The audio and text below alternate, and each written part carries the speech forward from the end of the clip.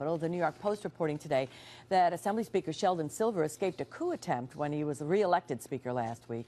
Our political analyst Fred Dicker writes that Rensselaer Republican Steve McLaughlin had been pushing the plan to come up with the 76 votes needed to elect someone else, but that Silver's job in the end was cemented by GOP Assembly Leader Brian Kolb, who rejected the plan.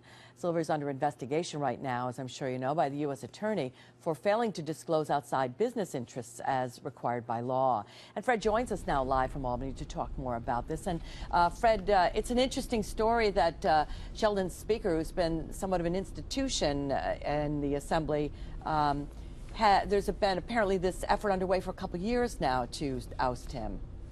Liz, there's been a real open secret at the Capitol. People wondering why the so-called Republican leader, and I say so-called because he doesn't seem to be a leader, Brian Kolb, the Republican leader of the Assembly, never takes on Assembly Speaker Sheldon Silver. And in the last few years, with the Vito Lopez payoffs to women who allege sexual harassment, with the more recent findings that Speaker Silver has income from a law firm that nobody ever knew about and he apparently never disclosed to the state, there's been a golden opportunity for the Republicans to make headway, but Brian Kolb, the Republican minority leader, hasn't said a single word about these or other scandals in the past. People have wondered why. Now we're finding out some details. Assembly members like Steve McLaughlin of Rensselaer County have gone to him, pleaded with him to take on the Speaker, and came up with the idea of taking all the Republican votes, about 44 votes, trying to combine them with 32 Democratic votes out of 104 or so Democrats to elect a new Speaker. Kolb, according to Steve McLaughlin and others, wouldn't even consider it. Bottom line, Liz, people on the inside say, and this includes Jim Tedisco, who used to be the Republican leader, they say that they believe Silver has something on Brian Kolb that is keeping him silent and failing to allow him to do his job, or contributing to his failure to do the job of standing up to Speaker Silver. Is there any reason to suppose that had Kolb acquiesced that this would have happened?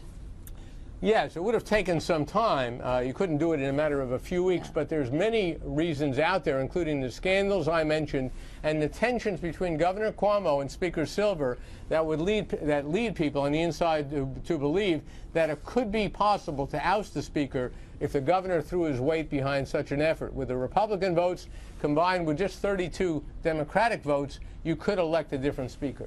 And from your article, as I read it, Kolb denied that there was any kind of behind-the-scenes maneuvering going on at all. Well, we don't expect them to admit it, frankly. If, in fact, Silver has something on him, he's not going to say publicly that he does. And, yes, Kolb did deny it, but I'll tell you, this is not just an isolated story. It is a widespread perception, even on the part of many of his Republican members, that Kolb somehow is compromised, because what else could explain his failure to even verbally criticize Speaker Silver over the Vito Lopez payoffs, the $100,000 plus secretly given to a couple of women who allege Vito Lopez had sexually harassed them, and given with Speaker Silver's okay. All right, interesting stuff. Thank you, Fred. And Fred, of course, on the radio, live from the state capitol every weekday morning, 10 to 11 on Talk 1300 AM.